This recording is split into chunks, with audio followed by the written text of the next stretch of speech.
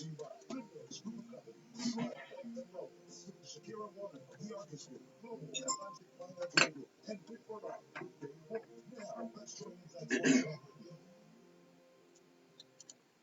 welcome to another edition of Inside Sports Talk Radio on this Monday. It is October 19th. I'm Ian Rollinstone with my co-host, Mr. Earl Bates, and to my right, and Mr. Dawn Bassett at the controls. Good afternoon, gentlemen. Good afternoon. Good day. Once again, Monday. Yeah, Monday's here. Thriving. What? Yeah, I had a good weekend, sports-wise. Yeah.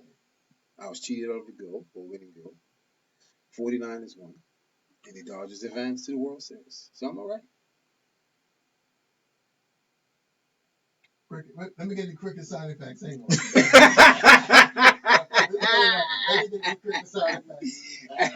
I was just waiting for my mate, Mr. Bays, to reply and say 117, 127, 137. Well, Ain't no sevens. Well, one thing is for sure, you're good for scoring 2 goals a game. That's right. And No, we had 3. No, you did not. No, you did not. We had 3, but however, VAR saw otherwise. But so technically, you only had 2. The same amount you got when we gave up 7. Thank you. And guess what? I'm in 3rd or 4th place. I'm all right. That's because everybody else ain't playing yet, right? There's some teams had 3-0 leads and just couldn't contain it. Well, yeah. Tottenham, that's right. Yeah, Tottenham, yeah. Gave up 3 goals, 10 minutes of the game? Actually, technically, 8 minutes. Technically, okay. Yeah, because that first goal came in the 82nd minute. So it's 8 minutes. Yeah. 8 minutes. Regardless of the stoppage time, right. 8 minutes. Because, I mean, if you look at it, Bristol City, Nakia's team, they gave up the equalizer in the 12th minute of stoppage time. 12th minute. 12th minute of stoppage time. So, that's 102 minutes. Yeah, well, they got to be ready at all times, I guess. Nice. That's a lot of football, man. Yeah, definitely. Definitely, yeah. I'll go back to the local phone real quick. Just let our listening audience know that our guest today will feature Mark Wade, the president. As we said, we talked about it last week. Have him join us today, give his input on the Great Clark Best historically and what the BFA can do. Because your suggestion was last week that we have a Clark Best weekend, and then one with number 9 would be kind of interesting. Mm-hmm. Yeah, so you see what he said on that. And of course, we have Dave Hoop joining us. As you know, we've missed Dave for quite some time, so he's back in the saddle, and technically we would be fine having Dave Wolf over. So, from the local perspective, what happened this weekend? Plenty. Where you want to start? Well, I'll let you lead. Obviously, in football, the 2 league leaders in the Premiership squandered 2-goal leads and finished their matches 2-2. Robin Hood played Southampton Rangers Saturday night, was leading 2-0. Rangers came back 2-0. North Village was leading Crossroads yesterday 2-0. Crossroads came back 2-0. What do you think that's from? Teams not giving up, to tell you the truth. Right. Basically, you keep yourself in the game. The North Village Crossroads game I was at, and I was really concerned for Crossroads early in the match because they hadn't scored a goal all season. Confidence was lacking. Their leading goal scorer hadn't found the back of the net, and the league leading goal scorer last season hadn't found the back of the net. So, it was a bit of worrying time, and they basically, both Donovan Thompson and Ian Cook missed early chances. Right. And Ian's miss, within a minute, Village was up 1-0. I mean, he had a breakaway and didn't even make the goalkeeper save the ball. That's how far he hit it wide. And from the goal kick, North Village went down there and scored. So, they managed to come back, and it would give them a confidence booster. But I just think that teams don't give up. And other teams, when you have a team down, you got to put them away. And so say just like Tottenham yesterday, didn't put West Ham away. West Ham got back into the game, another goal, and confidence goes through the roof. And then, the last kick of the game? There you go. And Bale had an opportunity to make it 4-0 at the time. Yeah. He beat the defender, and he shot it wide. Yeah. I just think with him, it's going to take a while. It's gonna take fitness. Yeah. It's what, 32 or 31? 31. But Right. the pace, remember, he hasn't been playing, although he's just been training. Game situation and training situations are two different things. And for him, you could say professional, you could say all that, but the pace coming off the bench is very difficult to kind of get your wheels going. The You English know, pace as opposed to the Spanish. Spanish pace, yeah. Yeah. It's a big difference. Yeah. A big Yeah. difference. Yeah. Interesting. Yeah. In other matches, Dendytown beat Somerset 3-1 on Saturday afternoon up at Somerset. Devonshire Cougars beat St. George's 1-0 down St. George's. And I think that was it for the pre. I'm sorry. PHC defeated Somerset Eagles 3-1 up at White Hill. And then it was two first division games. Social Club beat Vasco 6-0, and St. David's beat Boulevard 1-0 down at St. David's. That was the football. Over the weekend, we also had the archery championships down at Southside. Yesterday, we had karting take place. We had a road race that saw DH Miners and Isabel Dutronaut run to victory in a 5K, the first 5K of the season for this year. Yeah. On Saturday morning, Sean Trott, with the assistance of several people, ran the World Half Marathon Championships.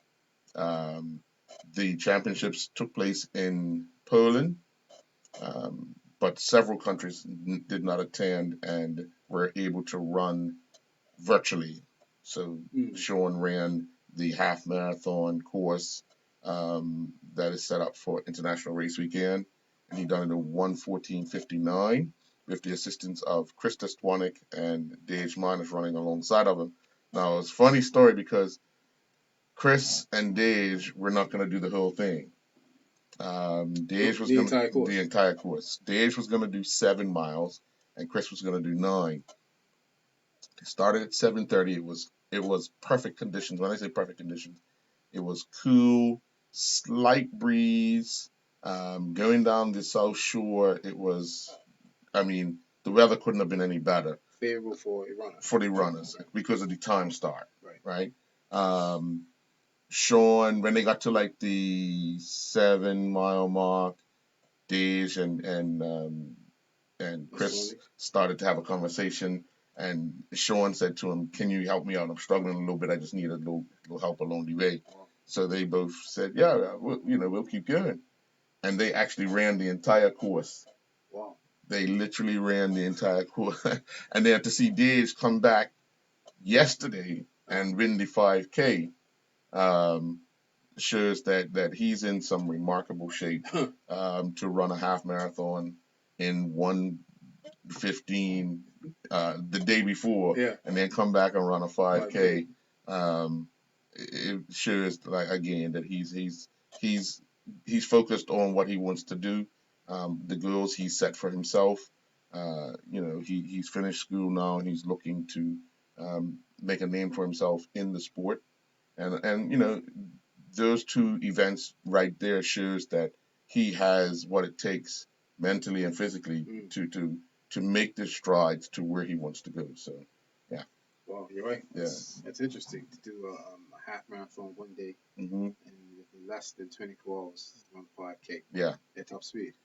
At top speed, yeah. Because when I saw him on Saturday, because actually I was in the lead car on Saturday, and we won't talk about how I got in that lead car. There's a lot of talking around about that. But since you brought it up, no, also just crack loads, no, bit of the ice. No. How'd you get in the lead car? So I had to jump into a moving vehicle. Jump into a moving vehicle? Yeah.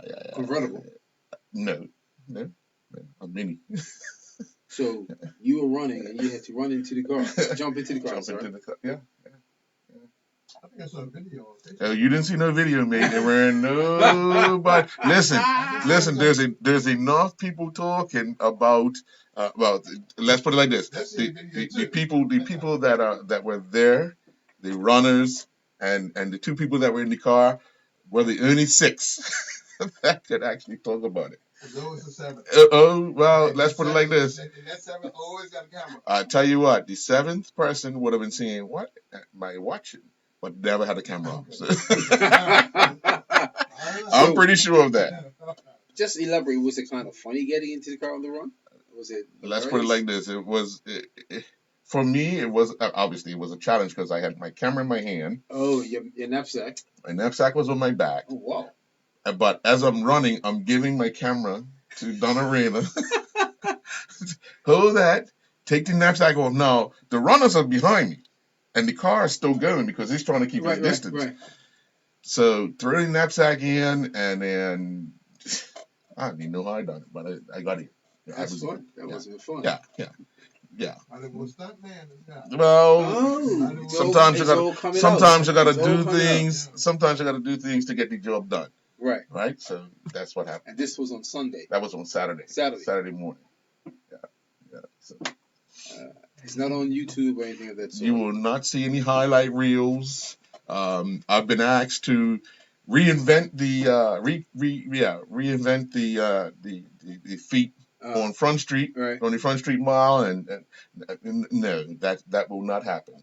And I'm pretty sure Donna's having a good chuckle at her desk right now because she talked about that. Putting the Front Street Mile. Oh no! Talked about me getting into the car, her and D'Amico. Yeah, well, I was there. We got it. So you should just expand on the Front Street Mile. No sir. You sure? No sir. I done what I had to do. The job was done. All right, interesting. Job was done. Any other sports on the weekend? Oh yeah. What else we had? Yesterday was the running race. Oh, hockey at the National Sports Center doubleheader. I said karting. How was karting, by the way? Karting is actually getting a lot more competitive. You have so many different classes. You know, it's the races are really tight. The course, or the track, sorry, is very technical. The way they have it laid out, the way they had it laid out this week, very technical. A lot of turns. On that front stretch, there's the opportunity to overtake. A lot of corners, a lot of bumping of the of the rails and all that. But I just think it makes it exciting for the people that are watching, and it keeps the drivers on their toes because you can't let up. You know what I mean? With so many guys out there looking to gain points because it's all about taking part as well as gaining those points week in and week out. And I think that's where one of the biggest classes is the L206 senior class. We have like 12 drivers. Oh, nice. So seeing that in action, that's a lot of fun. It's a lot of excitement because you can go from first to last or last to first in a matter of 3 laps. You know, if things go your way, if you can get, you know, the power and the strength that you need and so forth. So, you know, and as the drivers, because you have a lot of drivers who have now come back into the sport. So, you know, it takes them a little while, but I think the confidence is back in some of them now, and you're going to see some different results with some different tactics going on in the racing. Cool. So, cool. Let's chat a bit more about local sports soon after. We've got Mark Way waiting for us here on Let Him In, and we can bring him to the forefront and give us his opinion on what we discussed last week. Sure. So let's take a commercial break, and we'll be back after this.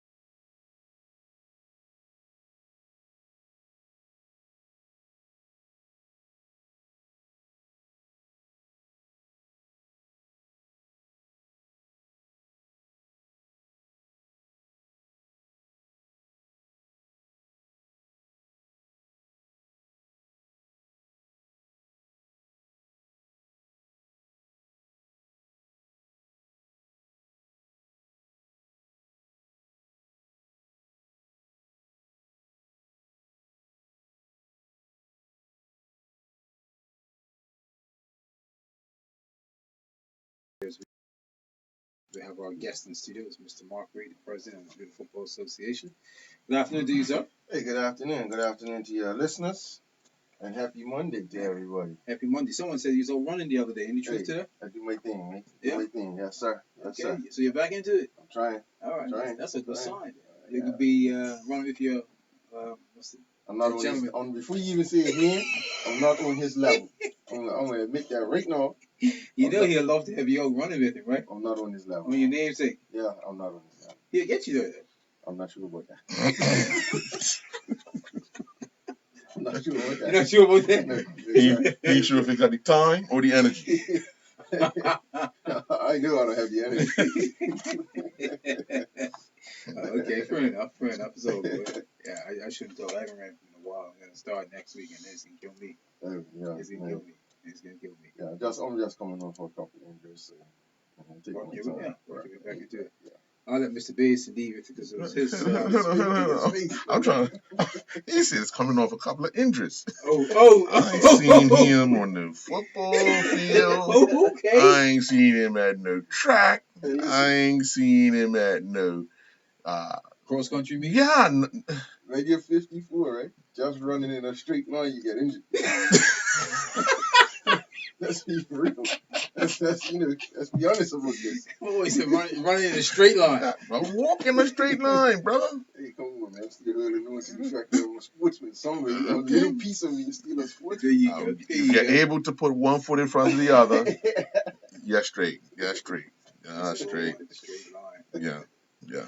Well, last week we got into a topic about obviously the UK looking at I believe it's their Black History Month, and the topic came up about Clyde Bass. Obviously, Harry Redknapp had put together a piece with BBC on Clyde, and one of my statements was that we haven't done anything here, well, country-wise. I know the Bermuda Football Association has named the new facility the Clyde Bass Center of Excellence. One of the suggestions was that we have a Clyde Bass football weekend. It was your idea, mate. Well, Clyde Bass football weekend. Credit is due. Taking a bit of what we've seen around the globe with other sports. One sport started back up. You saw primarily all players wearing Black Lives Matters or having a statement. The thought process around something of that nature is to have a Clyde Bass football weekend with everyone wearing the number 9 with Bass on the back. It's a tall order, but something I think, given some time and some thought, it could be something that we can kind of push towards accomplishing. Yeah, well, I think of it just ever so slightly different. I think that in terms of what's been done for Mr. Best in Bermuda has been pretty good. You know, when we start to actually name all of the things that have been done. He's a BFA legend. He's a BFA honorary vice president, and yes, we have named the Clyde Bass Center of Excellence in his honor. In addition to that, he is a Hall of Famer in Bermuda, and he also has a street named after him in Somerset, and he also has a Caribbean honor. Yeah. But I think the issue at hand is how do we regularly ensure that Bermuda, and in particular Bermuda's young people, know who Mr. Bass is, and this goes beyond Mr. Bass even, because there are heroes in Bermuda that our young people don't know anything about. Right. So from that perspective, after our brief conversation, I started to think about, well, what is it that we can do regularly that highlights Mr. Bass and others. What can the BFA do? Obviously, first thing everybody's going to say is that the history should be taught in schools, and they're absolutely right. But what can our national schools governing bodies do? So that's the angle that I'm thinking of tackling that. What is it that we do on a regular basis for Mr. Bass and obviously others that highlight him yearly. Right. Because that's tackling a real problem that I think we have in the league. One of your problems would be, especially for football, is that you have so many people who locally have been people that we should admire and respect, and kind of make sure that what they've been able to accomplish is well known by some youngsters. Your list will be um, Oh, I know. I don't think we'll ever run out of legends to name a scholarship out. Right? Right. Every year, we sit down and go through a list of names, and new names get added. And, Right. how do we pick five out of Right. this vast list? Mm-hmm. So yes, it is a fairly difficult problem. In that there are so many, and what's the timing Mm-hmm. for each person. Mm-hmm. So the legend scholarship does one thing, but how do we bring those legends to life on a yearly basis? Right. Right. Somehow that from my perspective, that's kind of how I'm thinking of it. Uh-huh. What do we do on a yearly basis? So footballers and young people in general, know about our heroes, Right. and what they have done and what they have accomplished in the league. That's the sort of, if you like, problem statement that I've kind of morphed this all into. Right. Well. Then the other suggestion would be, because you have the Legend Scholarship, the weekend that you do the Legend Scholarship, maybe that could be called the Legends Football Weekend. Could be, yeah, could be. Where Could be. Yeah. we kind of promote the five picked for that year, and do all sorts of things to make sure that people know who they are, and and their legacy lives on, kind of thing. Could be, yes. That's a possibility. Mm. We'll put that to the head of marketing and see what he comes up with. Okay. Good job, man. He's talking about BFA marketing. Yes, BFA head of marketing. Yeah. So about BFA. But we Let me say it one more time. Good job, man. we can make it happen here at BBC for you as well. So Black History Month is in February, I think. February. Right. So Yeah, so obviously it worked. I think that both of you made some good points regarding the young people.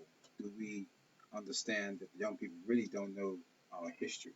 I'm using the sports in this case here, right? And yes, Mark, you're correct regarding it was said for years that it needs to be back in our schools, but I think we need to take it even a step further by putting it out there, not just in social media, but maybe documentaries for television, for YouTube's, but from a local perspective. We hear about Clyde Best through BBC, through happening overseas, but from the local side, we need to do more for it from our side to understand it and pass it on to young people so they can say, wow, okay, now I understand what Clyde Best is all about. When we grew up, we knew about Clyde Best. Yes, he came from Dockyard. Yes, he played for Somerset. Yes, he left the Island when he was 17, 18 years old. And we heard about it. But then we used to fly home now and then when Summers used to bring him back. We saw it, and then he flew back. That's how we knew. Young people today. Yeah. Yeah, no, you make a good point. I mean, that little brief clip was fantastic, right? And it probably took, an expert 30 seconds to think of it, and, a bit of time to just actually make the clip, and bang, it's out there, So I agree with you, can we do this sort of short clips for our sports heroes? Yeah. I last week I talked a lot about the fact that locally our heroes are overlooked because it's just Mark. Yeah, and you're right. It's just Ian. Yeah. It's just Errol. Don't worry about it. It's all right.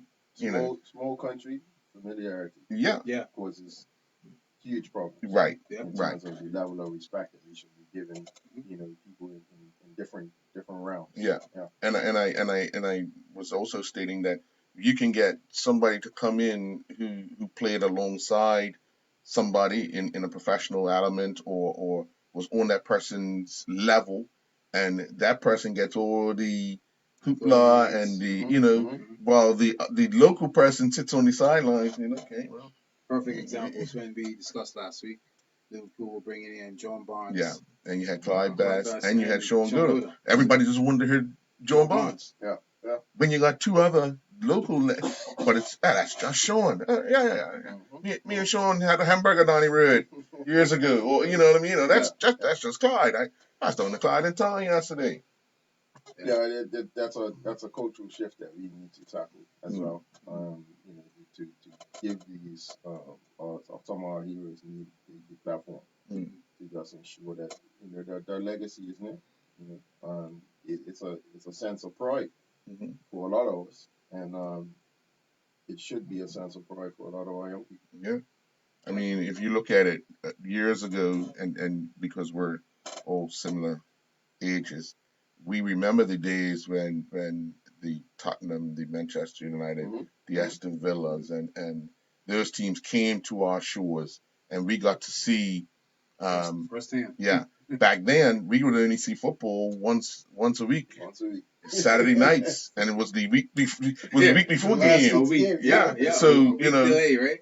what these guys are getting today, what people's getting today, is live, up to date stuff. So when those teams were coming to Bermuda, we were licking our lips because we got a chance to actually see these guys in action. Right. You got a chance to see them train. You got a chance to see them relax. You got the environment of a professional team. Now, and I drew this reference as well because last year during the Gold Cup, a lot of guys that were in that setup had never been in that environment before. Yep. You know what I mean?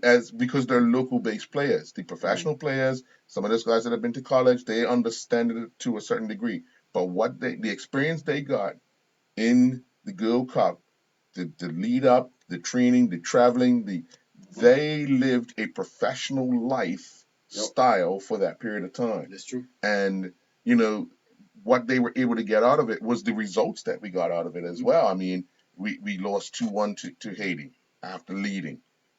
We lost to Costa Rica, but we ended up beating Nicaragua.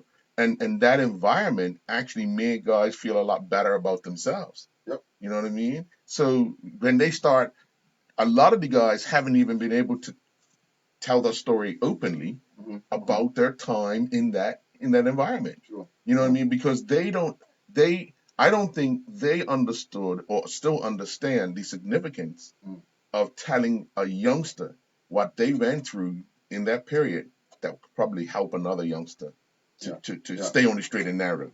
And you're right. I think, again, this comes when you guys grew up.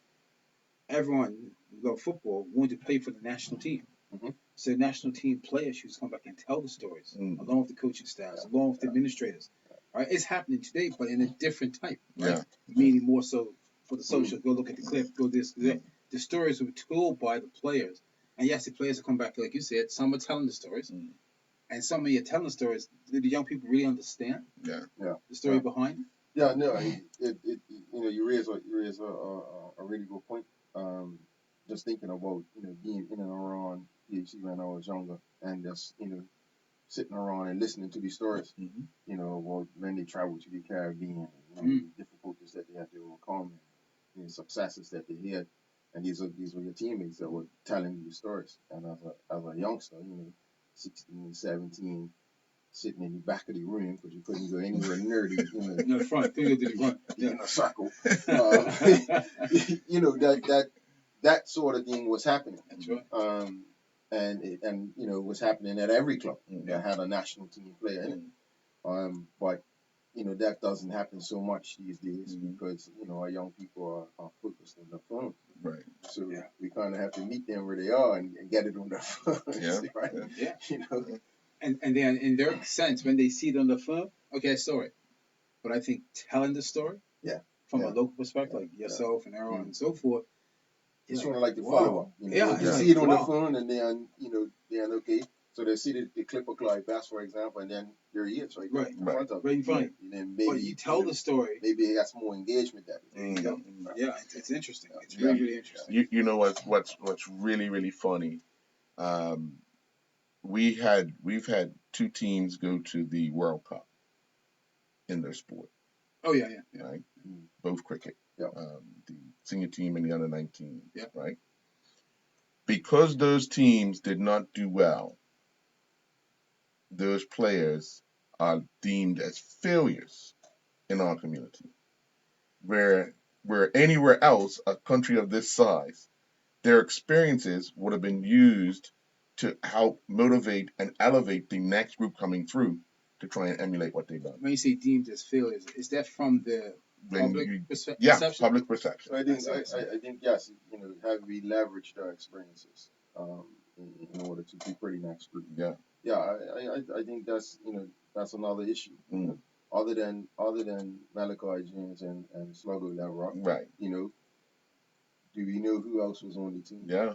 What other stellar performances were there? Because I'm sure they were. Yeah. But the only ones we knew, yeah, is Malachi's fresh delivery. Yeah. And the catch. And Sluggo catching the ball. Yeah. But and you're right. But But you know what's funny? Because I covered it then for Right. BBC. And I was down there, and from my experience covering and being with the players, I think they were in awe and they enjoyed the experience. They followed the protocols and things that sort was in place.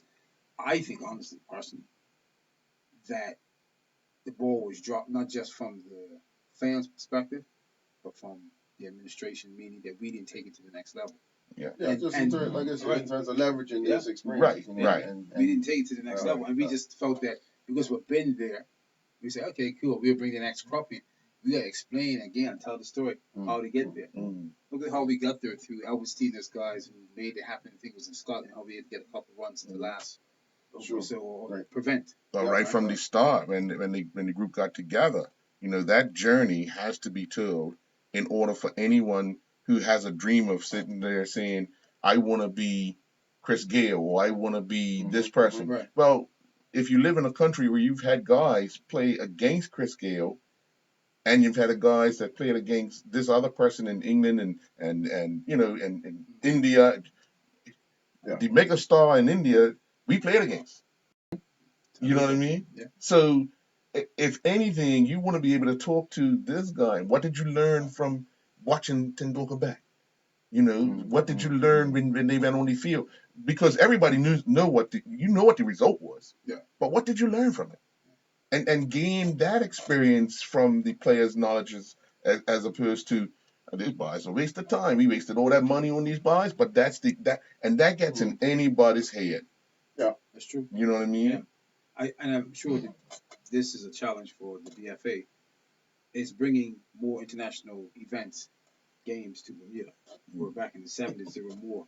So it's a challenge for you now. Now with COVID-19, that's just a given. It's a huge challenge. It's a huge challenge in the past, and I think that's Yeah. where it happens, where it drops for us in Bermuda. We have domestic football, you have the programs in place, but when you're at the senior level, yes, you want to play international matches. you need Yes, you want games, to bring them to Bermuda, cricket, football, track and field, you name it. And that's where we lack because of the challenges financially. Right. that Yeah, have- it's a huge challenge, and I'll say it here today that without the support of the FIFA funding that we get, some of the stuff we wouldn't be able to do. Our international matches are not lucrative, right? Getting fans to come out and support those games is very, very difficult. Yeah. Unless it's in Mexico where we can we can have a full stadium, it's difficult. Yeah, and I'll even a lot of people came out that night to see Bermuda get hammered. Well, they were disappointed. You serious? You think so? Listen, what? Okay, Bermuda's playing international football. Regardless of who you're playing against, people should support the team, right? So the stadium every time Bermuda plays should be full. Right. The stadium was full that night because they expected to see a lot of girls from Mexico score against Bermuda. Yeah. And you can't, and nobody can change my mind on that. Yeah. Well, that's another shift that we have to try and figure out how to change that. And yes, that falls on the executive, and our marketing team, or how we can change, people's outlook on sport or even on football. Right. And how can we get more than 1,000 people come out and watch our international friendly? Right. How we say that we're in love with football, Right. but are we in love with our own footballers? No. And that's I ain't getting because Mark plays with PAC, and none of my players got in. So. But that's always been the issue. But we gotta get over that. Mark is When you're putting on the jersey, but we're playing for Bermuda. But I think what Mark is saying, and correct me if I'm wrong, is saying, are we in love with football or are we in love with international footballers and not our own? Yeah. That's a real question. Yeah. Because um, when I look at, and I guess because I'm being close to the situation, and I look at the development of some of these players from the time they were, entering international football at 13 to where they are today, I want to watch them play every time they play. Right. Because I'm looking at the growth, But how do we energize the Joe public to say, I know that guy, and I want to watch him play. I remember Dale Eve and the Kappa class. Right. This towering, goalkeeper. Right. And now he's a professional. And I get the opportunity to watch him in Bermuda. Right. I have to go to that game. Right. How do we kind of change that mentality? It's a real problem.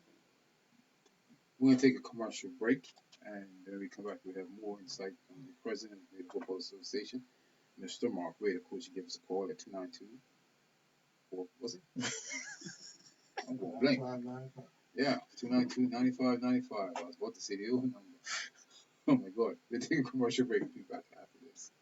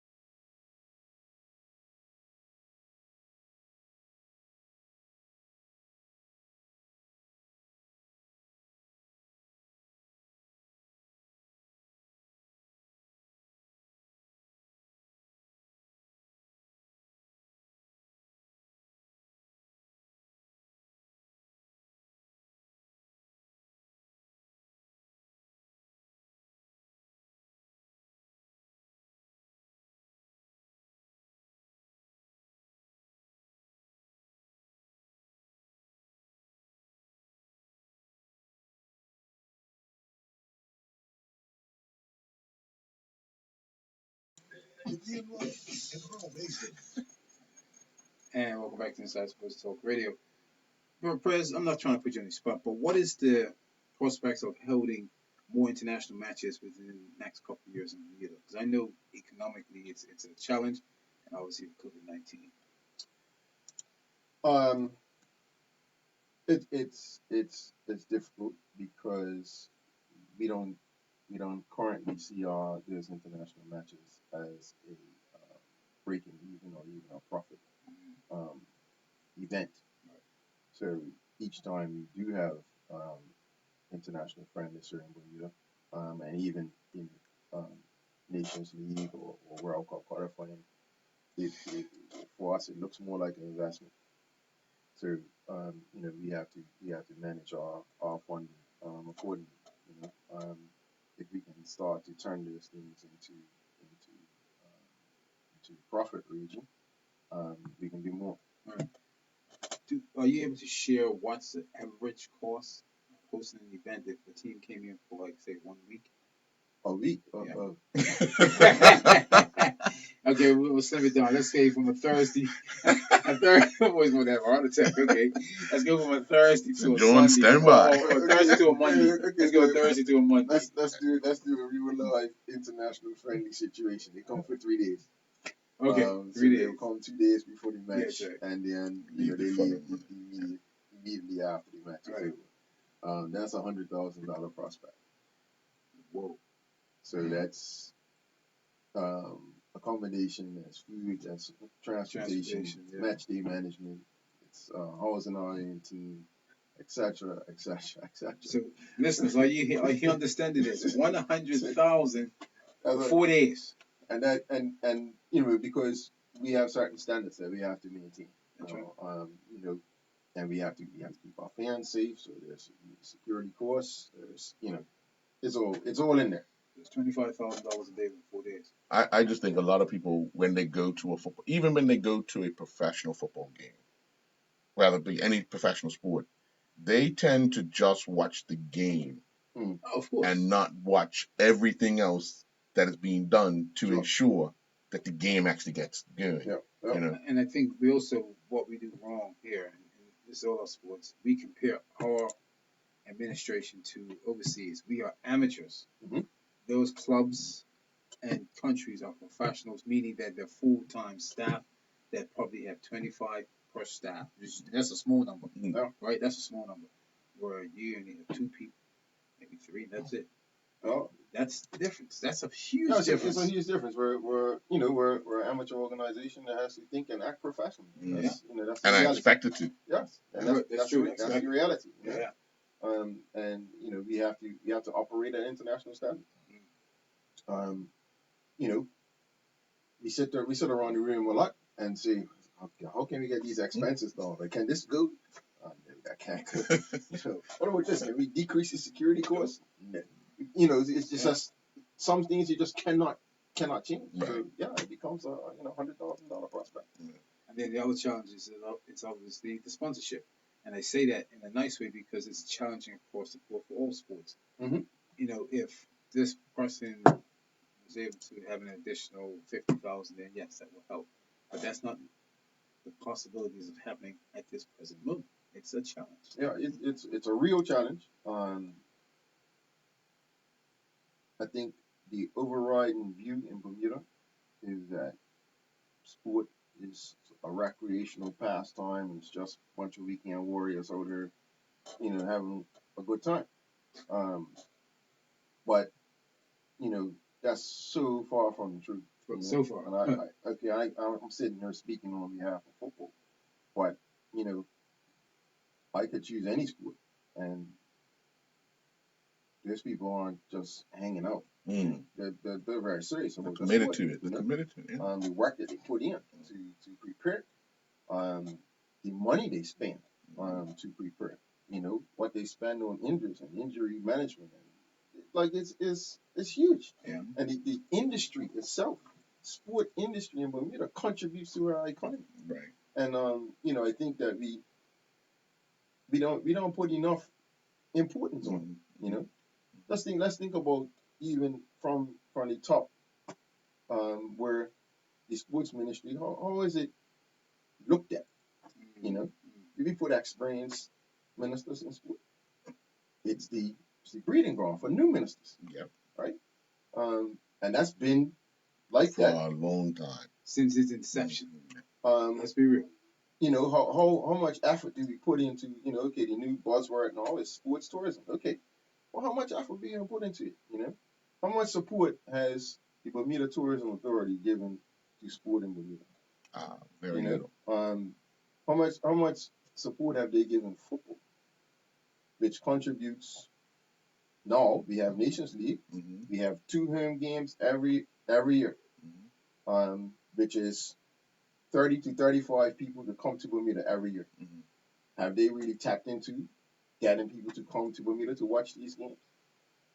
Have they tapped into our team traveling? What could they do to promote tourism in Bermuda? We don't even. Football doesn't meet the requirements of the top sports that they're looking to promote. Yeah. Fair enough. But at the end of the day, this is what football contributes to our economy. Football contributes jobs, a whole bunch of part-time jobs we have created, where people are now gainfully employed weekends and being able to, support their families and support whatever work that they want to do. This is, these sort of things seem to be minimized. We're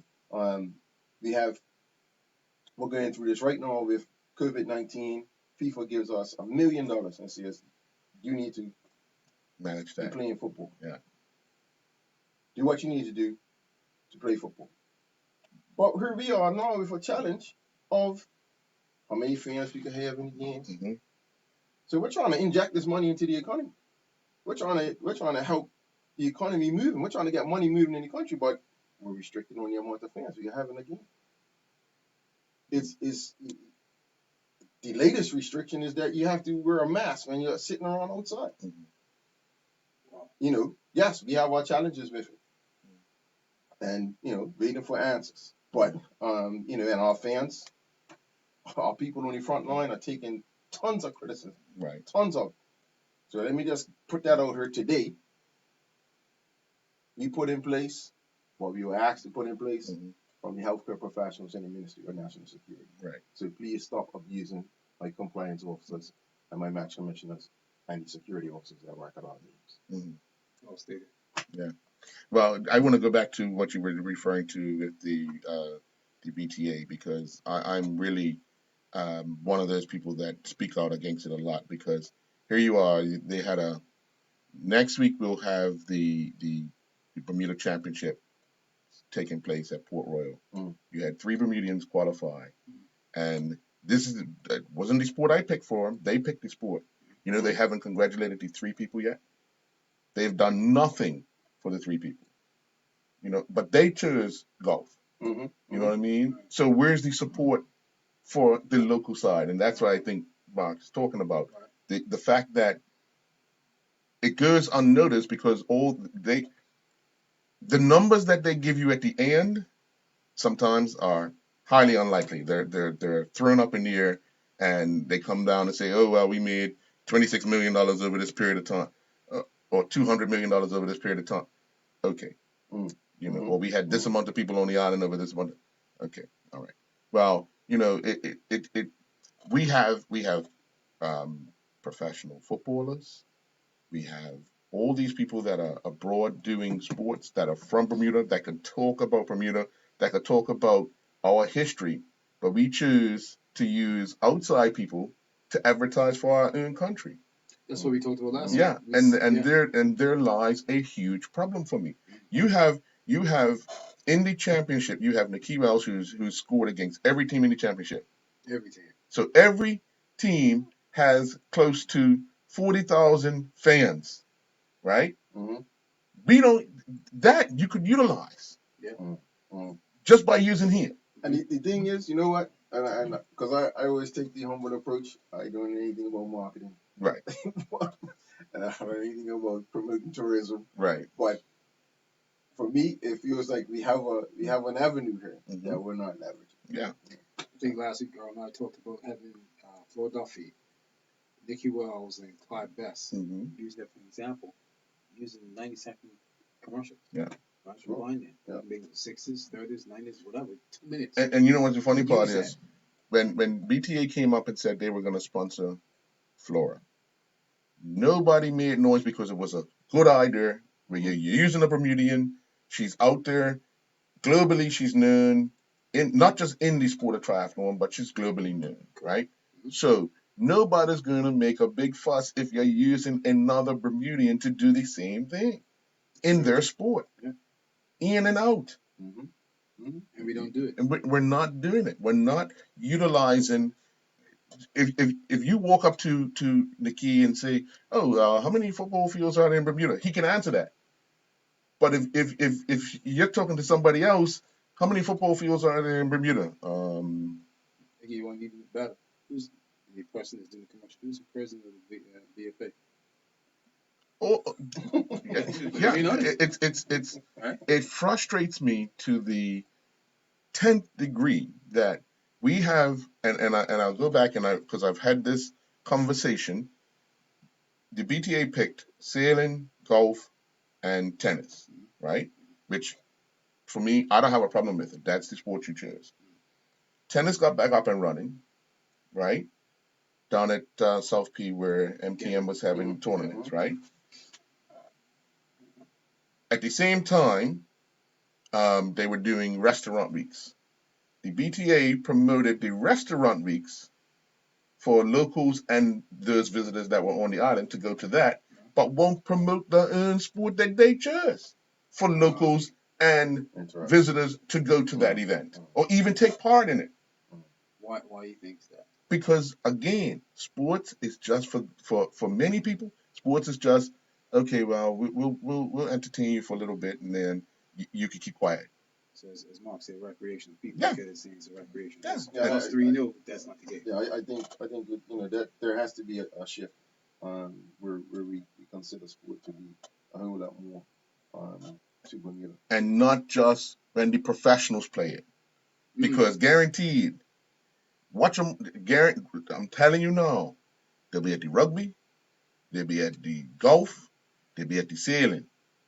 But if it was locals playing, you had that cricket on earlier.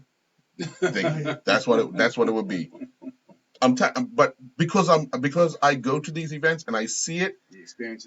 Yeah, man. And for me, it's frustrating because what you should be doing is helping to lift up the local. So when when you bring in a foreign event, then it's actually people could see something as opposed to, okay, well, I guarantee you, without if I was to call them right now and say, who are these three guys that qualified for the golf? They had to get a piece of paper to try and figure it out. They're Google. Yeah. Because this is what I'm saying. Here lies three Bermudians that will be playing, one for the second time, two for the first time, in a PGA event on island. Why wouldn't you be promoting the three guys for the Bermudians to come out and follow? Especially the first 2 days. Big question. It's huge. Yeah, it is. It's and it can be done. It can be done. Yeah. You can cut a 30-second promo on each one. I am saying so. Should have been there on Thursday, right after they qualified, talking to them, getting because they got all the money to get the promotions done. Right. Those things could have been done by Saturday and be up and running today. Right. You know, but we fail to hold up those people who claim that they're for us when they're clearly showing you in certain sectors they're not. I'm not saying it to bash them. What I'm saying to do is to get better, be better, do better. That's all. Well, does that mean that we don't have a belief in our end product? Is that what it means? We don't believe in our end people. I think we believe in our own people, but I think it goes back to the gambling you and I were growing up. We want the result first. We want to win it first. For example, you guys talked about the World Cup. What happened in the World Cup, right? 2007 World Cup. No, always like you said, it's Malachi, Slugger. Have we won a game? Probably that would be talked about more than anything. This is the joke of it all. When was the World Cup? 2007, right? 2007. 2007 was February, March, yes? March. Yeah, right. Turn around, end of July, early August, cup match. The same players that everybody criticized, they were out in abundance watching that cup match. Yes. Yeah. The same sport, the same players. Right. But the guy that you said, oh, we wasted money on, you were hailing up at cup match that same year. That's how we treat each other. True. Because we lost in the World Cup. Mm-hmm. I'm hoping to win cup match, so that guy's good enough for me cup match. But I wasted my time with him, or the government wasted money with him for the World Cup. The world stage. Yeah. Which every time they show a clip of India playing and scoring the most runs in the World Cup, and regardless, they scored Bermuda's in there. So that's, whether you like it or not, that's advertising. True. So a Bermuda shirt is seen, you know. So I listen.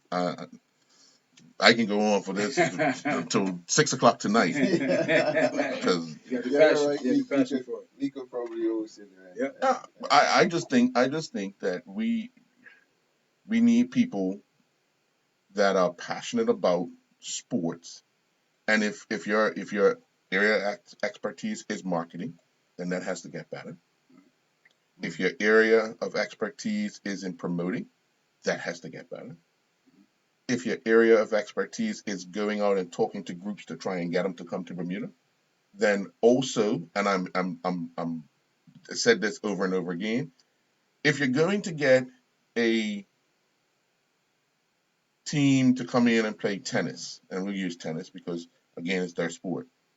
Well, it would make sense to first speak with the local governing body of the sport to first find out whether or not the group that you're going to get is one, in good standing with their organization, two, understand the rules and regulations that are in this country, and three, then they'll got a foot in the door because 9 times out of 10, if they're going to get a football team, most of them already know who you are.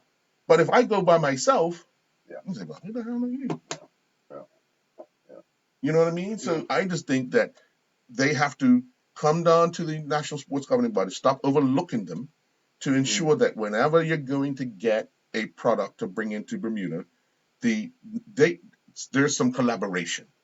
You know what I mean? So you're not gonna go get a club that had 5 guys suspended, but those 5 guys are coming, and we find out when they're on the island. Yeah, this makes any sense. You know, Very true. Very true. it could possibly happen that way because all the due diligence has not been done prior to it being arranged, and that could be done right away. Email to the governing body through the association.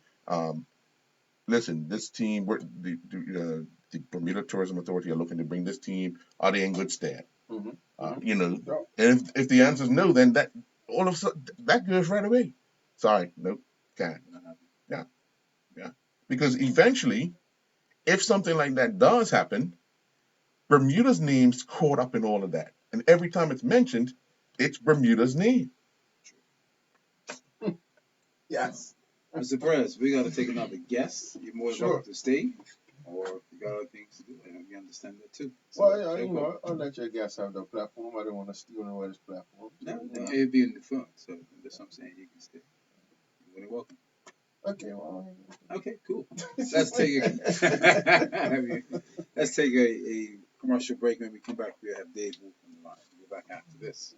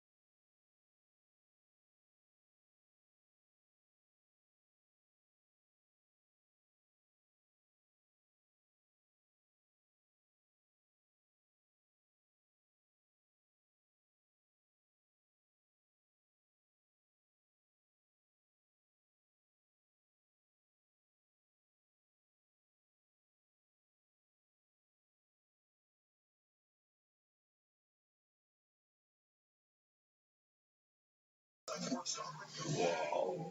That's crazy. And welcome back to Inside Sports Talk Radio. Joining us on the phone now is our friend, our best friend, our healthy friend, Dave Wolf, Fit for Life. Good afternoon to you, sir. Hey, he's on the phone. Yeah. No, no, I'm not getting no. I'm just in. saying, no I'm technical not issues. getting It's in. great. Got you on the phone, man. Because last time was our side that technical issues, man.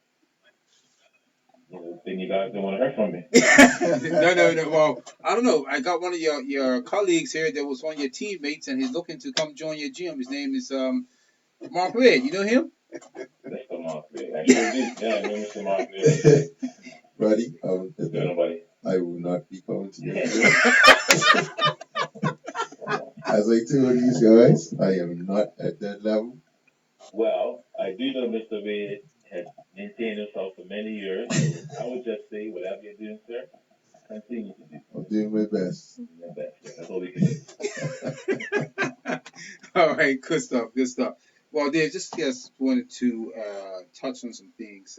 Basically, we haven't talked in a while, so you've got an event coming up. I want to talk about that, which is dear to your heart, and it's about the scars and it's about raising money. Um, it's doing a number of burpees. I think something like 750 within an hour. I think you asked Mark and should be able to come and join you, and others said they'll come. They'll come give you donations. Thank you. I'm wait to mention your name. Well, I'm going to give a donation. But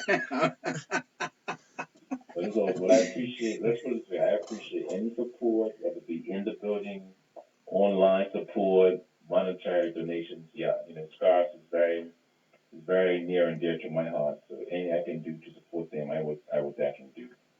So just explain to our listening audience this event. I think it's next week or the 31st of this month. How much money are you looking to raise, or you just looking to just obviously give something back in this case? Well, I mean, obviously, every little bit helps, as they say, right? So I'll go back before I go forward. Scars is very important to me. Anyone that does not know what Scars does in Bermuda, you need to definitely, make yourself aware of what they do. They are very vigilant in the protection of the vulnerable, especially our youth, our young people who are, the next generation, if you will, this generation. So they do a fantastic job of raising awareness, also prevention for kids who are at risk and kids who have been emotionally, physically, and sexually abused. So, and they do a lot. They do a lot of training, a lot of intervention and therapeutic work. So, and it's very important. It's very important. So, what I'm looking to do every year, I think, is also important to me. We talked about my gym and the blessings that have been bestowed upon me. So, you got to pay it forward. So, I always try to do something and get something back. This year is scars. I was thinking of something that would be challenging, something that would be very robust. I thought about the skier, I thought about the rower, and something said just do burpees. So burpees came into my mind, and I did a little bit of research. And there's a gentleman, I don't know how he did it. He actually did broke the world record, did about 820 burpees in 1 hour, which is phenomenal. So I figured I'm not going to break the record, but I can get 700 plus. And I just did a calculation, figuring out if I did burpees for 5 seconds or every 5 seconds for a minute, that would get me somewhere around there. So that was the plan. Obviously, you have a plan and then you have the reality, and we see how it goes in the day. But yeah, the idea is to raise some funds for scars. I'm saying 5,000 or more. I think we're probably halfway there now, so we got some work to do. Okay, I'll make sure I give my donation. I ain't gonna think about that number of burpees. Ian says he's gonna jump in, but let me ask you this question: Can you tag out? Because I'm just thinking. I saw your flyer, and my thought process is for an hour to do that. What are you gonna do to prepare for that? Because you're asking your body to do a lot of things over an hour period of time. Let me be honest with you, Earl. I've never done it before. How do you prepare for something? Do you practice doing burpees? Obviously I do them, all the time. I've never done them for that duration. So I honestly don't know.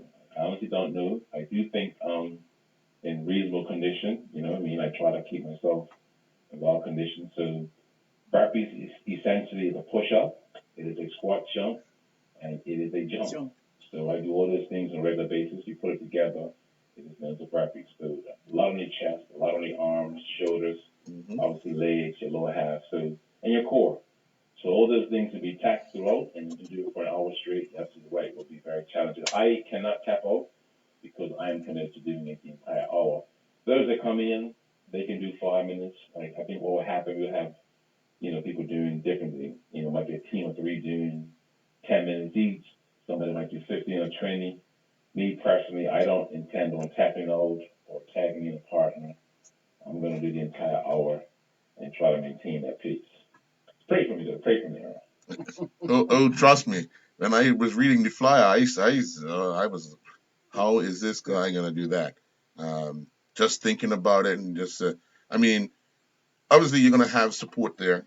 Um, you need a drill sergeant of some sort because as it gets close to that 45-minute mark, when the when the body and the mind start to say, you know what, I've had enough, you're gonna need somebody there to get down and give you that encouragement you're gonna need. So Ian's actually putting his hand up to actually do the last 20 minutes with you. Man, I'm 20 making a note that minutes. you said that, Ian. It's about 20 minutes. But in all seriousness, though, when I and jokes aside, obviously, tying it back into scars. When I was thinking about the young people who have unfortunately been traumatized, who have been Mm, exposed, and who have been taken advantage of. And I was thinking about what they must go through, the suffering that goes on for a long period of time, for years. And in some cases, depending on the age of the child and the trauma, maybe they never recover.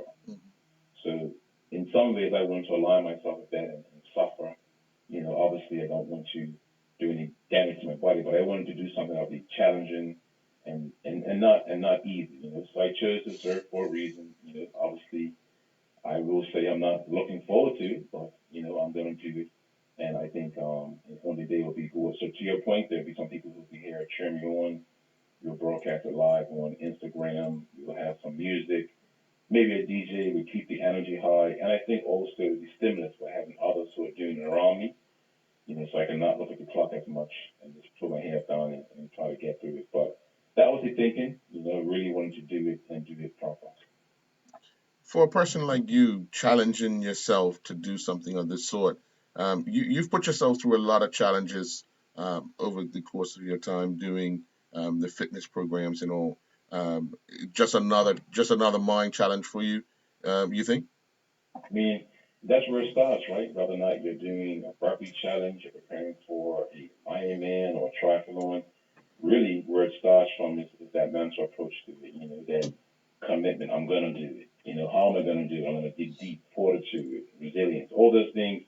There's character building traits we talk about to our young people.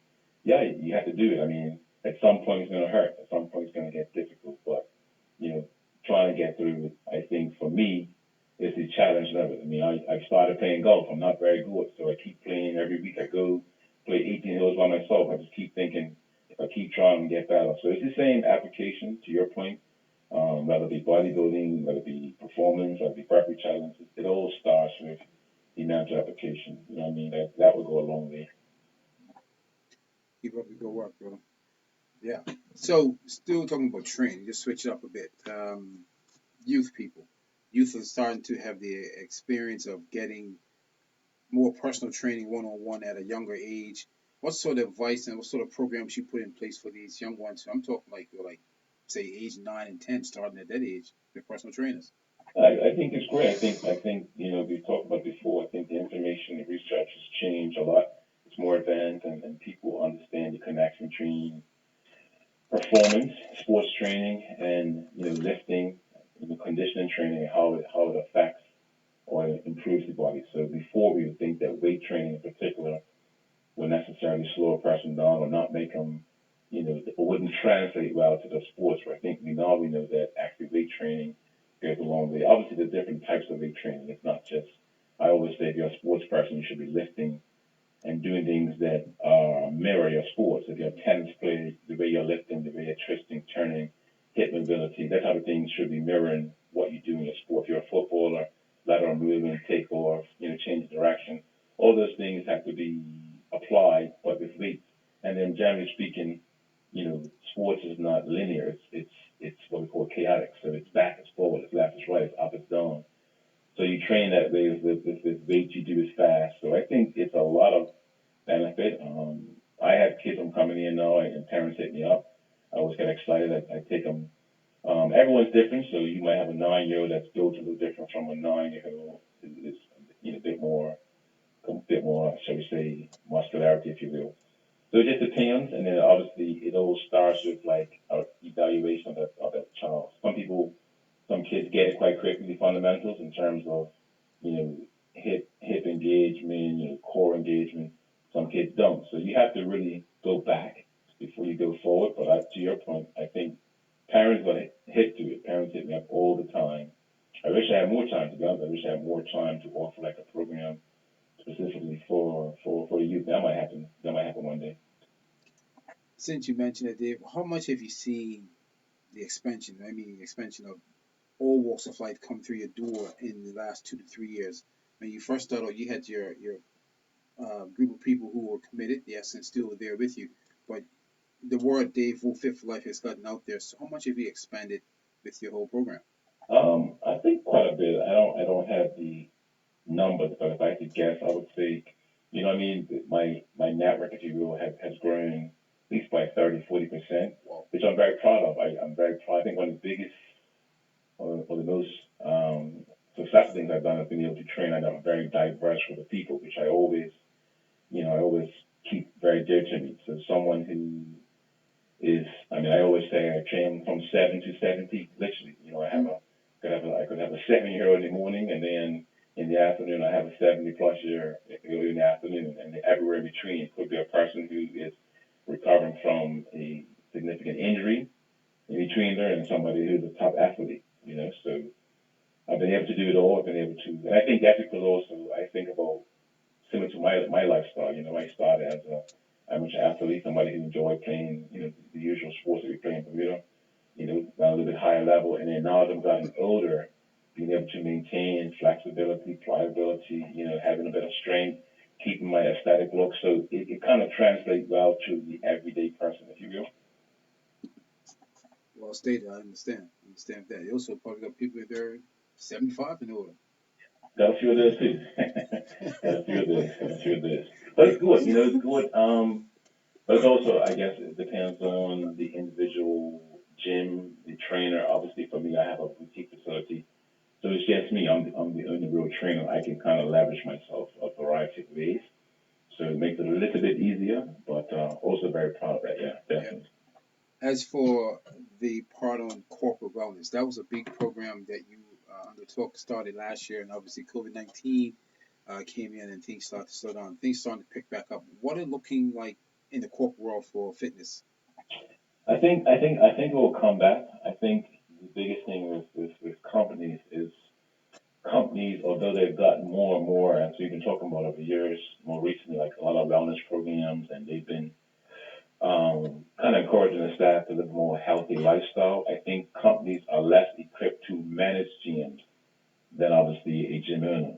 They're in the business of making money. They're in the business of doing what they do, whether it be underwriting, insurance. So I think what companies need to do is figure out ways how to partner with professionals to help manage, especially in this COVID era. And I'm talking specifically about, how do you get staff active? How do you keep staff involved, but still mindful of the social distance, still mindful of the hygiene practices? So I think it will come back. I think one of the reasons why other companies are still reluctant, even now that, for example, let me just open back up, if you will, but a lot of gyms, corporate gyms are still closed. I think because companies have not figured out that other part, which is okay, how do we get the gyms open? How do we get our staff back active?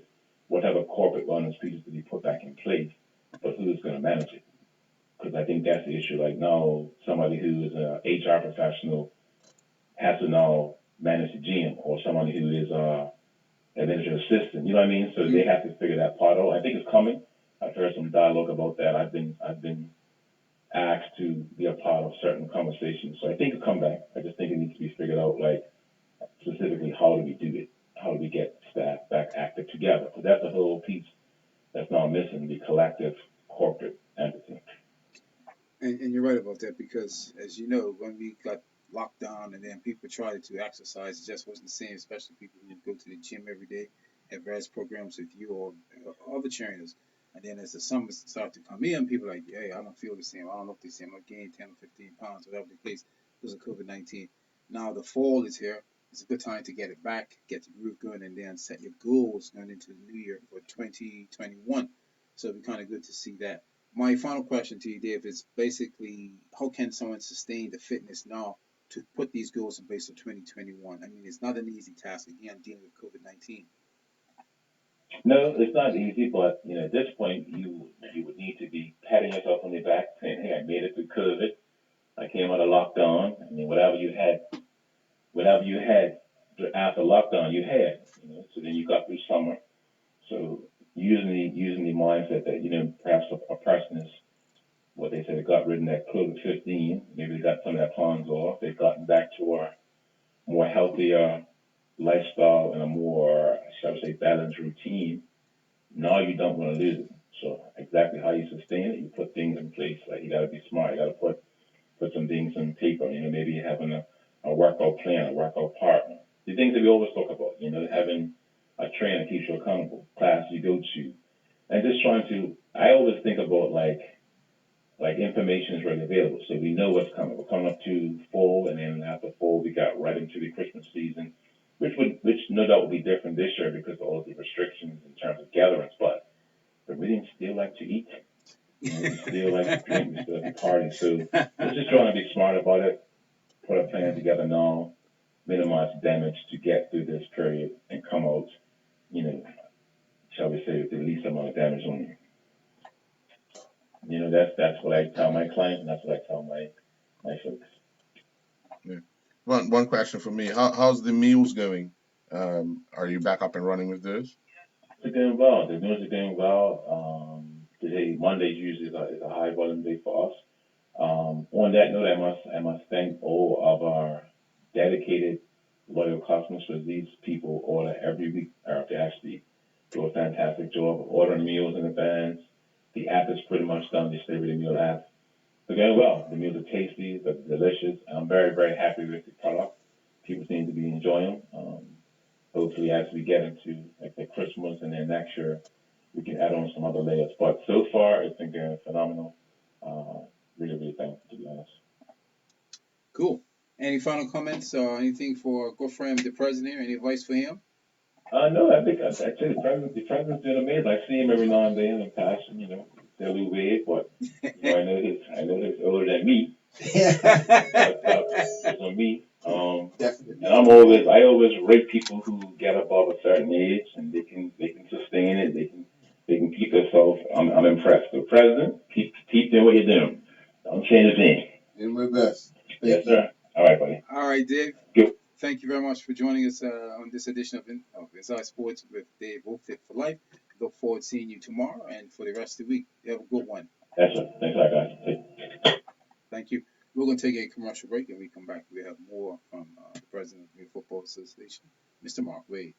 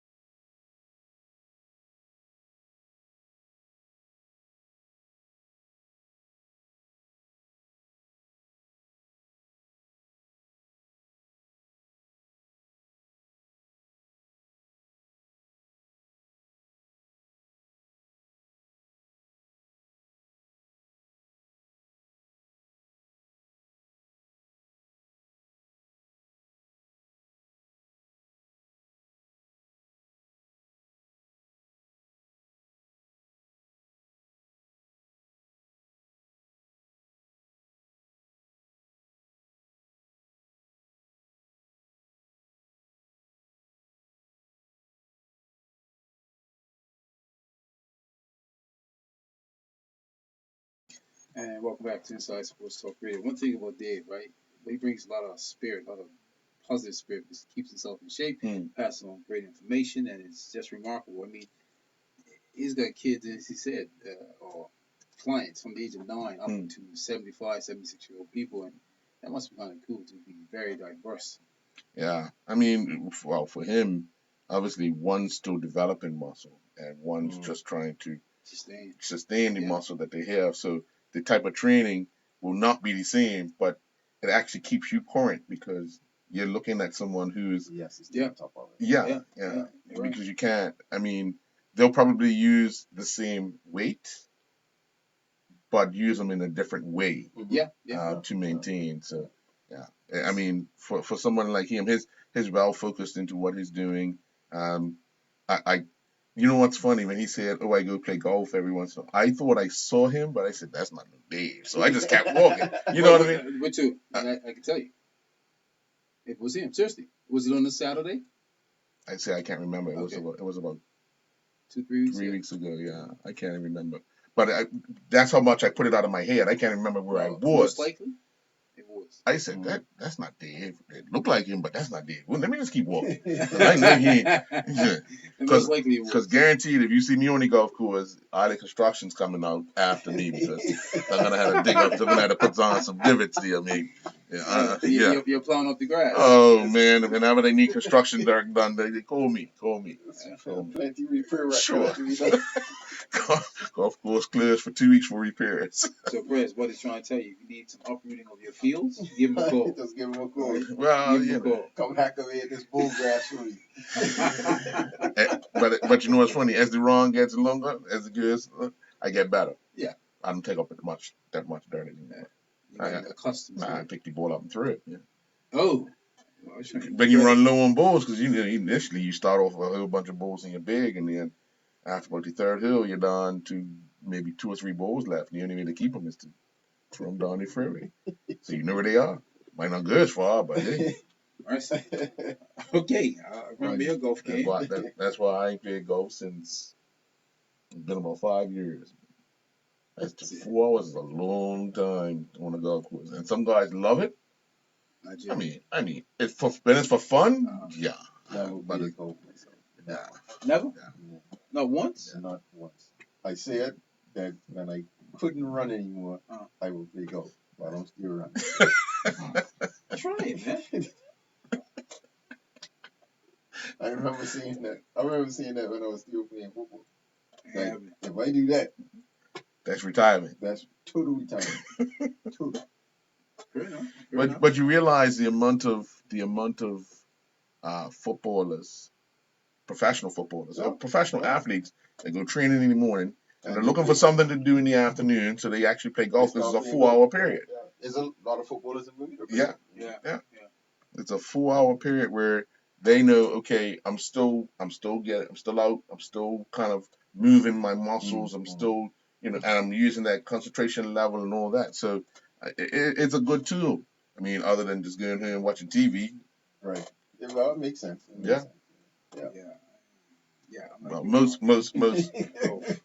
I don't think too many. You have a handful of guys who would play in professional sports in the U.S. that would play golf, just for fun kind of thing after training. But most of them do so many other things, business opportunities and so forth. So yeah. So getting back to Prez, as we talked about sports earlier, I did mention this question before, and you did answer it. So I just wanted to recap it. Basically, was going forward, if this COVID-19, what are the expectations for international matches and even senior football competing? Because I know of COVID-19, there's going to be some challenges there.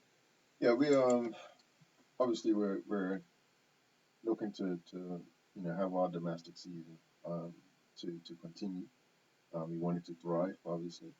On the international front, we have under 17 boys and girls. We have CONCACAF championships and World Cup qualifiers that are due to be played. Last communication we got from CONCACAF that it would be Q4, which is now. Oh yeah. For first quarter next year. So we're just in a holding pattern. With that, we have our senior men obviously have World Cup qualifiers in March. We don't know the format yet, so we're in discussions on trying to get them a international friendly just had a chat with the coach last night, really, to just see if we can put something together for them. We next year is due to be a women's senior women's year as well. So can we put some preparation together for them as well?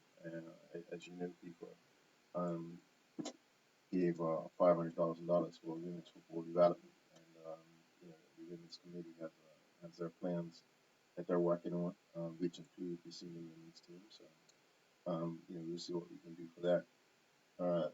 COVID is, it's a challenge, but I think we're at this point we're wrapped our heads around, what it is that we need to do to work through until there is a vaccine, until we can start to say we're normal, which I think is, we're not going to be normal until maybe late next year. So I think our protocols have been very well exercised, and so I think we're settling in quite nicely into what the new normal is. But we do have those projects that are on the horizon, and we're just really making sure that we're ready when we get the advice that yes, we're going to actually play this game. How far are we off Sorry. from? Sorry, I'm No, sorry. you're good. How far are we off from the women age groups being more steady and balanced? Because last year or year before last, we saw the under 17s, the under 20s, the under 17s, and the under 15s play. Mhm. And we had probably two under 15s play in the under 17s, maybe 5 or 6 play in the under 20s. Um, on not just on ability, but because you know the age group would allow it.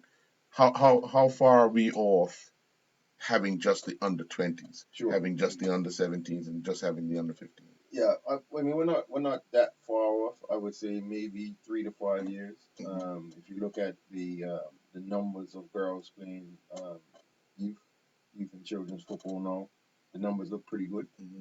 Um, and just as you were saying that, I remember watching the under 17s train, and I was thinking to myself, wait, she's still on the 17. She played, under 20s. Yes. But yeah, so it's that's interesting. Again, we're leveraging opportunity. Where now we've got a few girls who played under 15, under 17, under 20, and they're still going to play under 17. So that's an opportunity that should bear some really good fruit for us. Right. But 3 to 5 years, I think we're that far off.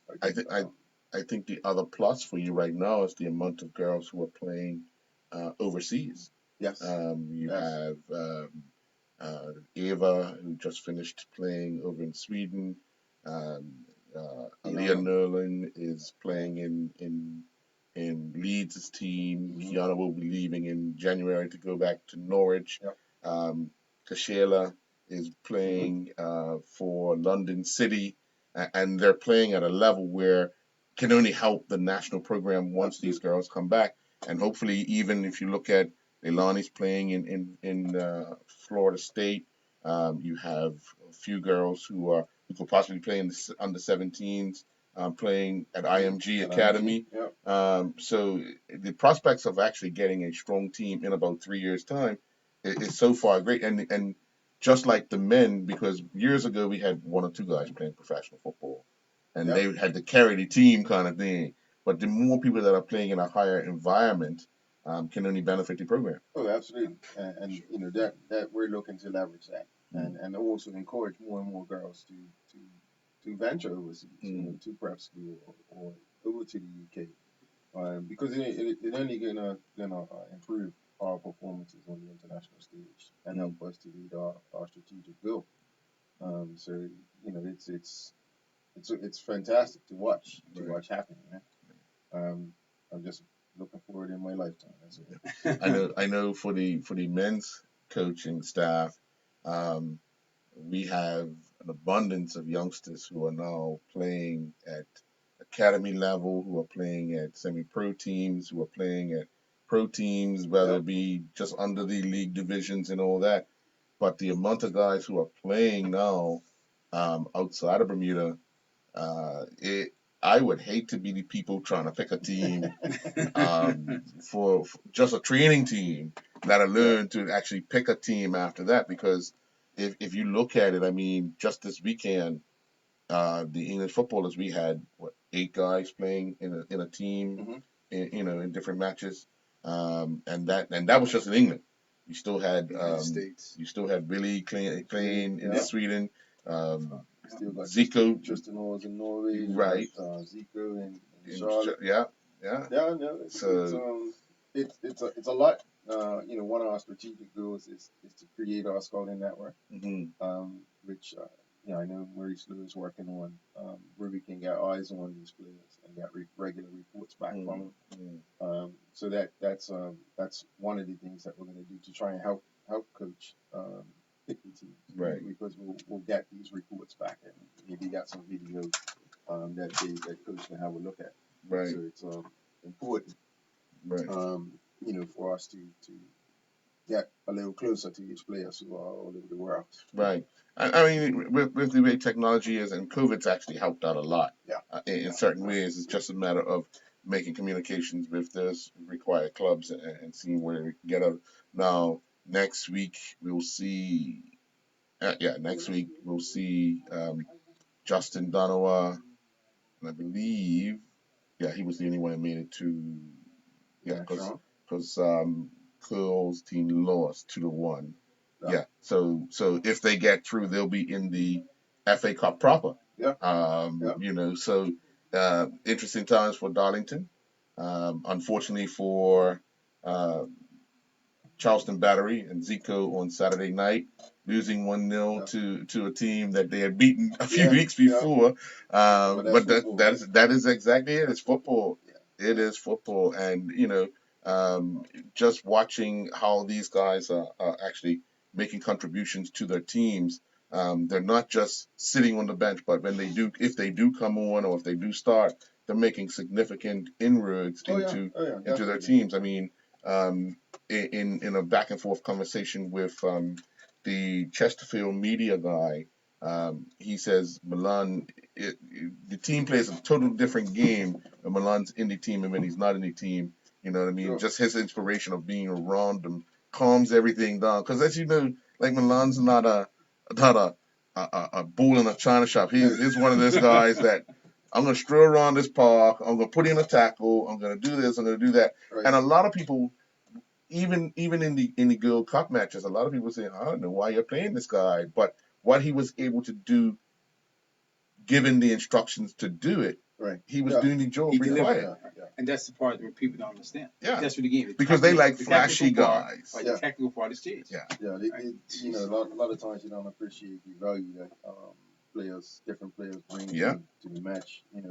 Sometimes it's not what you see, it's what you don't see. What movements they're making off the ball. Right. What information they're giving.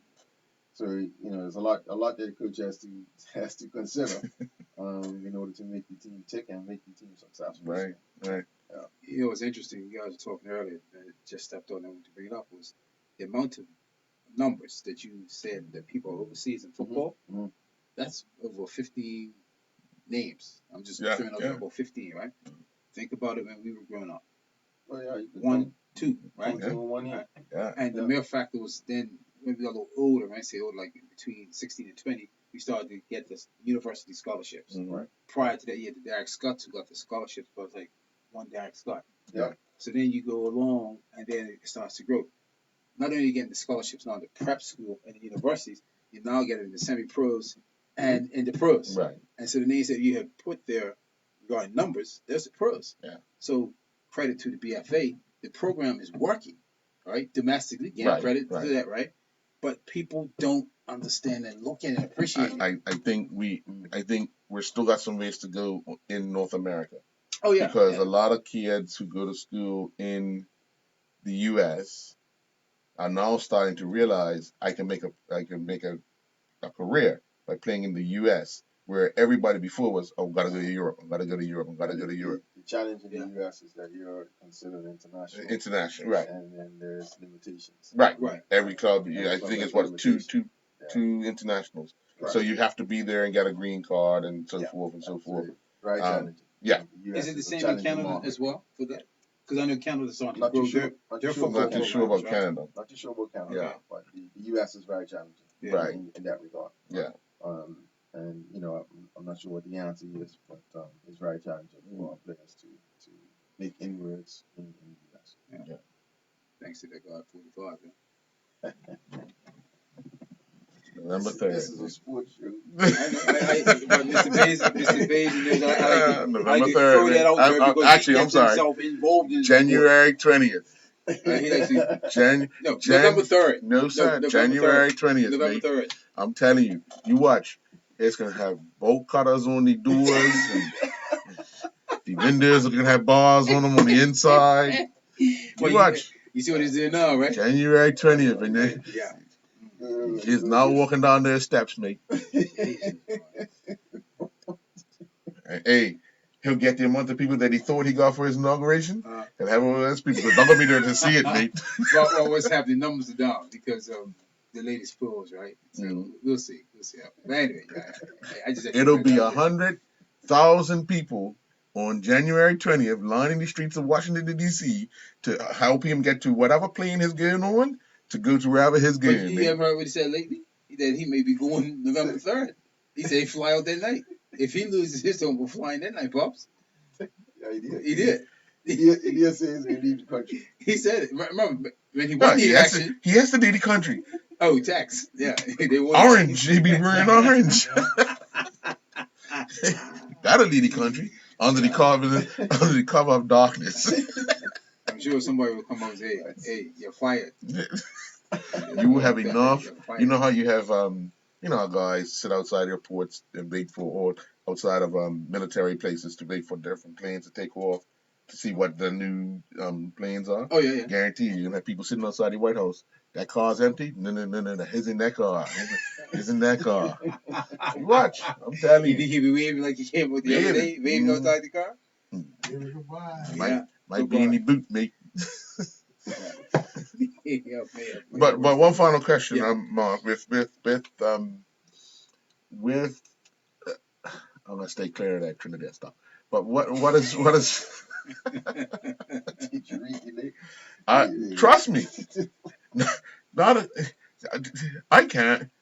After all is said and done, the clubs now want the normalization committee back because they realize that if they don't have that committee in place, World Cup, Gold Cup, Nations Cup, all gone. Oh. Jeez.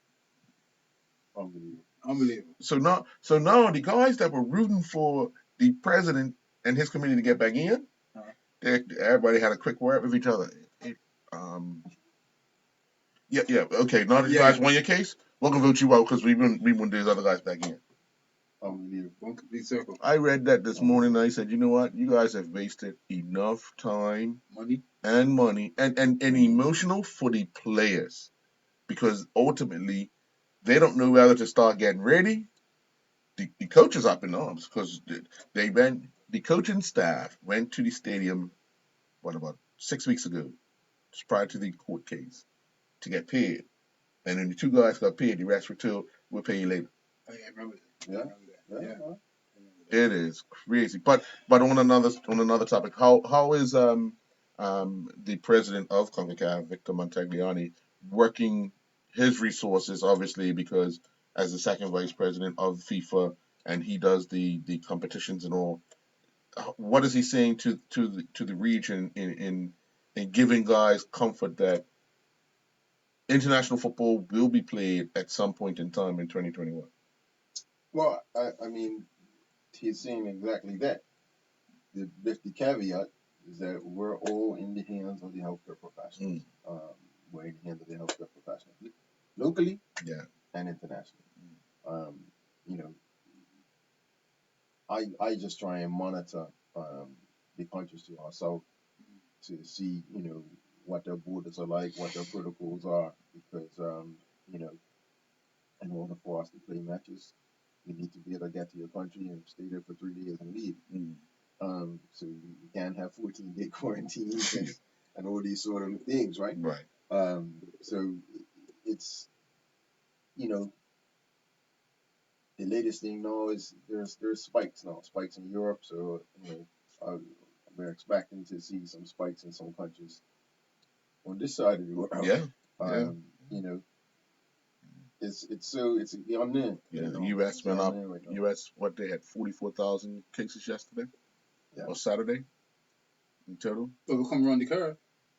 Well, in some people's, oh, I'm sorry, in one person's eyes, yeah, you're going through the curve or coming out of this here. I'm sorry to steer you. Yeah. So I mean, we're all quietly confident. President is also confident that there will be some form of international football in 2021. What it looks like, we don't know yet. So, Did you take part in the conference last week? That ended on Saturday. The FIFA finance. no. Okay. Not for president. Okay. Okay. Fair enough. Any final comments to Ed, sir? Because it was a pleasure having you on. Oh no, hey, thank you for having me. Really, I'm just going to reiterate to our spectators and our public to respect our compliance officers, match commissioners, and the security teams and stewards at our matches. These people are on our front lines are doing the job that's been asked of them, and they put protocols in place that's been asked of us. So I really don't want to hear or need to hear the phrase "Why did the BFA?" because we didn't.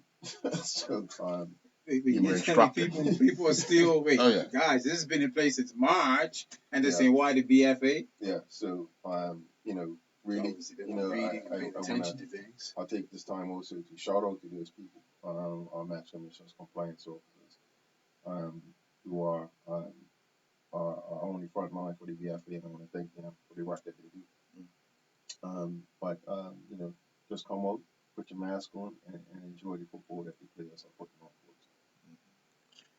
You got new gear on sale? Not yet, sir. I'm a fashion model. I'm Tyson Backford of the Bermuda Football Association. You're looking at my shirt. I know. I've seen a few people wearing that. Not yet, sir. Hey, he's warming up. You know that, right? That's why he's all running. I'll let you know when the new gear is available for purchase, sir, Okay. or gift. Well, I'm in the line. I'm in the line behind the CONCACAF president because every time I talk to him, he's saying, "Can you get Mark, please? Can you?" Oh dear, calling names.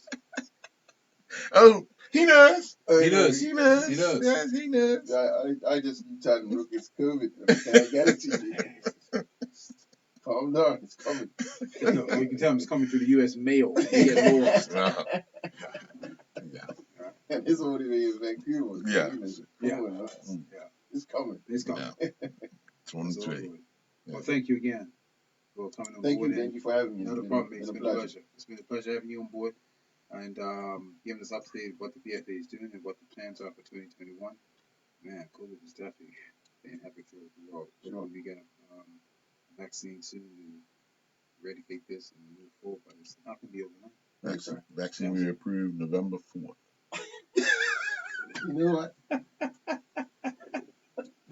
Dang. I get you. November 4th. Yeah. Everybody's just waiting, mate. Everybody's just waiting.